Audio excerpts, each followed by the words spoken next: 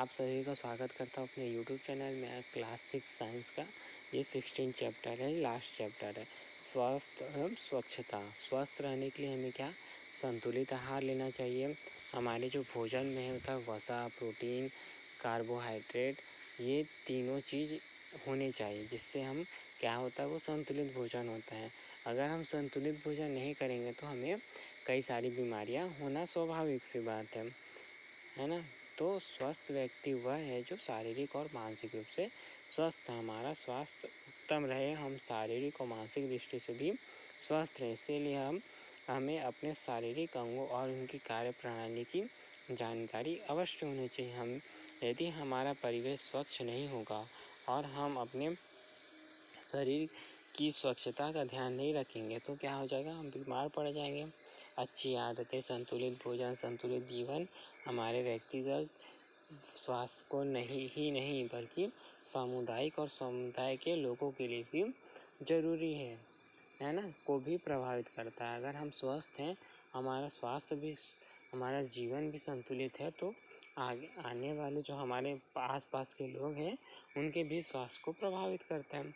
स्वास्थ्य कुछ आंतरिक तथा बाह्य कारकों से प्रभावित होता है। आंतरिक मतलब शरीर के अंगों, शरीर के अंदर के अंगों से, और बाह्य मतलब शरीर के बाहर से, है ना।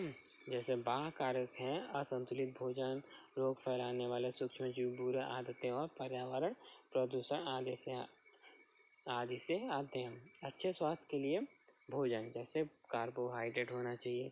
कार्बोहाइड्रेट क्या करता है, हमें ऊर्जा प्रदान करता है। वसा क्या करता है, ऊर्जा प्रदान करने वाले खाद्य पदार्थ है। प्रोटीन क्या करता है, शरीर का निर्माण करता है। खनिज लवण क्या करता है, शरीर की प्रतिरक्षा करने वाले खाद्य पदार्थ है। हमारे भोजन में पर्याप्त मात्रा में खाद्य पदार्थ, रेशेदार खाद्य पदार्थ तथा जल भी होना चाहिए, है ना। एक सप्ताह की अवधि में अपने जो भी खाया उसकी एक सूची बनाएं और उसको मिलान करें। यह आवश्यक नहीं है कि रोज़ भरपेट भोजन करने वाले व्यक्ति भोजन में सभी पोषक तत्व उपस्थित हो, क्योंकि कभी कभी पर्याप्त भोजन करने के बाद भी भोजन में कुछ विशेष पोषक तत्वों की क्या होती है, कमी होती है ना। ये पोषक तत्व भोजन में लंबे समय तक न लिए जाएं तो अभाव शरीर में रोग या विकृतियां उत्पन्न करती है। इसे ही हीनताजन्य रोग कहते हैं।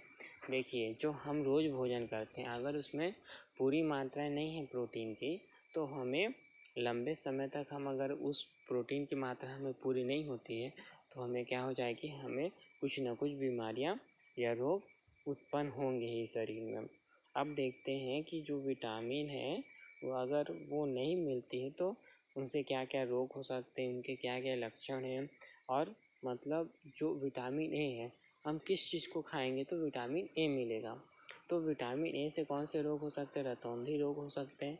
इसके लक्षण हमें कैसे पता चलेंगे कि हमारा कमज़ोर दृष्टि, रात में कम दिखाई देना और अंधापन, मतलब हमें बहुत कम दिखाई, हम अंधेपन की ओर बढ़ रहे हैं, इस टाइप का लक्षण विटामिन ए में होता है।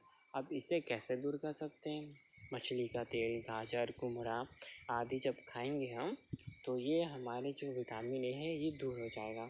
इससे विटामिन ए ये रोग हमें दूर हो जाएगा। फिर B1 से क्या होता है, बेरी रोग होता है। इससे पता कैसे चलेगा, दुर्बल पेशियाँ और काम करने में हमें ऊर्जा में कमी महसूस होगी। और हरेदार सब्जियां खानी चाहिए, चना, मटर, सोयाबीन, नारियल, अंडा, ये सब खाना चाहिए। इसी से क्या होता है, स्कर्वी होता है, मसूड़ों से रक्त निकलना, घाव भरने से अधिक समय लगता है। खट्टे फल, नींबू, आंवला, ये सब स्कर्वी होते हैं। और डिसएरिकेटस नाम का बीमारी होता है, हड्डियों का मुलायम व टेढ़ा मेढ़ा हो जाना। तो मक्खन, अंडा, मछली, सूर्य का प्रकाश, ये सब विटामिन डी से मिलता है। और कैल्शियम की कमी से अस्थियाँ, जो हड्डियाँ हैं, कमज़ोर हो जाएगी और दांतों में क्षय होने लगेगा, है ना। तो कमज़ोर अस्थियाँ और दंत क्षय, ये सब इसके लक्षण हैं। तो दूध, दही, केला खाने से दूर हो जाए। आयोडीन की कमी से घेंघा रोग हो सकता है। गर्दन की ग्रंथि का फूल जाना, बच्चों में मानसिकता विकलांग। तो आयोडीन युक्त नमक खाना चाहिए। तो जो भी हम जो पैकेट वाला नमक खाते हैं वो क्या होता है, उसमें आयोडीन की कुछ ना कुछ मात्रा मिली होती है। अब लोहा से अरक्ता आती, कमजोरी आती है। लोहा किससे मिलता है? पालक से, मक्का से। तो संतुलित भोजन के अलावा स्वस्थ रहने के लिए भी ज़रूरी है कि हम अपने शरीर को साफ सुथरा रखें, नियमित रूप से काम करें और व्यायाम करें। फिर गांव, मोहल्ले, शहर की सफाई करें, साफ। फिर तो हमें ये सब चीज़, एक तो अपने शरीर को पूरे विटामिन देना चाहिए और दूसरा अपने जो आसपास है उसको साफ रखना चाहिए। गंदगी रहने से भी कई सारी बीमारियां हो जाती हैं।